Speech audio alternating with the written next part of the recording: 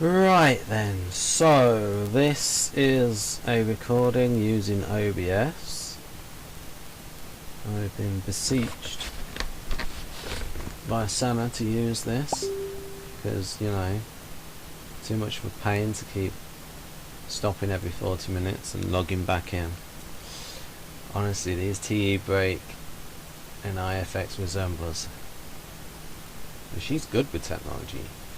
Still TE break though. Anyhow, a lot of false premises in there that, you know, TE break people don't like logging back in and that everybody else is fine with it. I'm just babbling away. But what I can do in the midst of all this babble is that I'm going to have to do a video in future, and it'll probably be my most complex video in terms of typology, and that is explaining why Model G, why Victor Galenko has arranged Model G in a benefit ring rather than a supervision ring. And this also gets to a crucial difference between Victor Galenko's School of Humanitarian Socionica and the Model 80s people, the informationists as he calls them. And that is the idea that for him you've got 4 levels, not just the information level, and that the externalities row works on a social level. And also he's got the idea of the creative function being used more than the auxiliary function when directed outwards in society. And he also has got this INTP thing of a pattern repeating itself at different levels. So what that means is, you could say in that phrase, this is pattern A in microcosm. So you could say you've got the benefit relationship, the benefit ring would be the macrocosm, and that is repeated in microcosm in the psyche. And what I'm going to have to do is I want to do a diagram in which I show the benefit ring for LII. So that's going to be LII, IEI, ESI, and SLI, and what is the movement in between those two on each of the 4 levels. Because even though information is about the supervision ring, for the benefit ring I can see information going from beneficiary to benefactor. I can see how TINX supplies NIFX with information. I can see how NIFX supplies ESI with information, and I can see how ESI provides SLI with information, and I can see how SLI provides LII with information.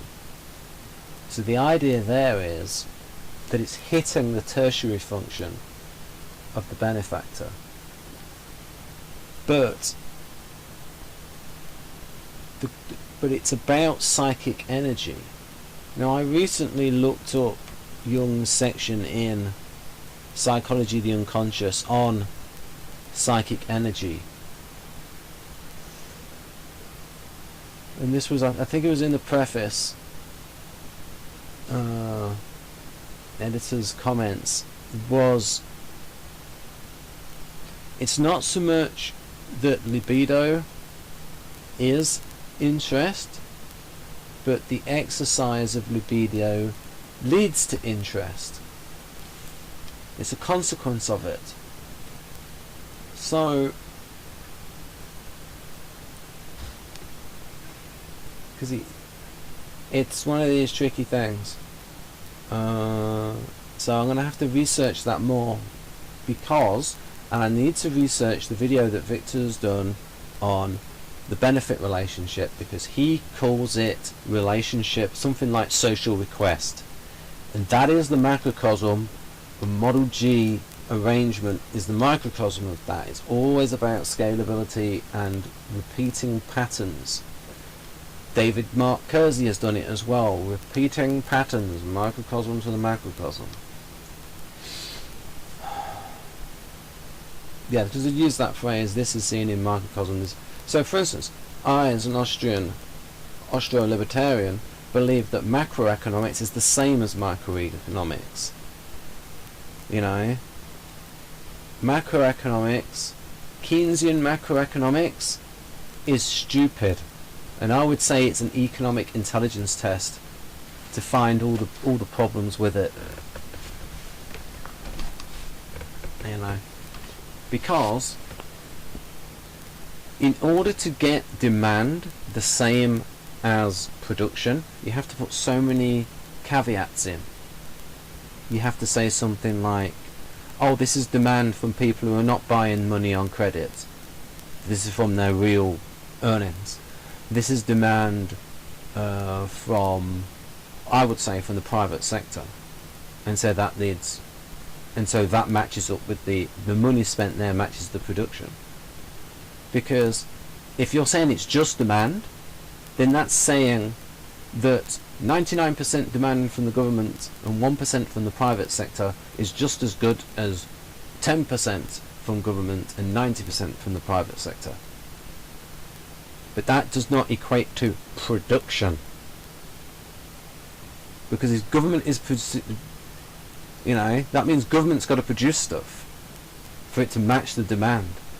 So it doesn't work out. When you go on the production side, production, where does production come from? Savings. What do savings represent? Underconsumption. But in order to underconsume, you have to have been productive in the first place, because it's like how the resources get there. You can't just put money in the bank and say, oh, it's savings. Savings actually represent something. So, for example, if there is $1 trillion in savings, then you could say that that is a value of $1 trillion in terms of resources that have been underconsumed, and that if that's invested, those resources are then going to get moved over there. That $1 trillion in terms of resources gets moved over, but it has to have sort of been there first. Because imagine if you're in a country where there's no resources, very few resources, then you stuff the money and you say, oh, I put money in the banks. Well, there's nothing there to move around. But if it's a country which has got those savings, the savings are in the bank, how did they get there? Well, the resources have to be there. You can't cheat around this. The resources have to be there, and the savings are a representation of those resources. So it's not easy. You have to build all the resources up first, and then the savings in the bank represent the difference between the production and the consumption. So for example, if you think of all of the money matches the resources, and if you've got half of the money being used to consume and half of the money being used to invest, well, then you can start saying, well, because those resources are sort of equivalent to the money supply, you could say, well, those resources are being used to consume and those resources are being used to invest, and therefore that money represents these resources that can be moved around. Now imagine that you've got the same amount of resources and you've got, say, but where the money is put in the investments is just funny money, is just created off a printing press. Well, you increase in aggregate demand, if that means prices are going to go up, you've got more money chasing fewer goods. You are dividing a finite amount of resources by a greater number. It's all about resource allocation in the end. It all represents something. So another way of thinking about it is, if you've got real savings in the bank, that tells you, well, that economy must have been really productive and consumed less than it produced. Right, so if it produced more than it consumed, what does that then mean? It means the resources are available, the products there are available to then move around. Can't just use funny money. Right then, so this has become, you know, from ramble to Model G to Austrian school economics.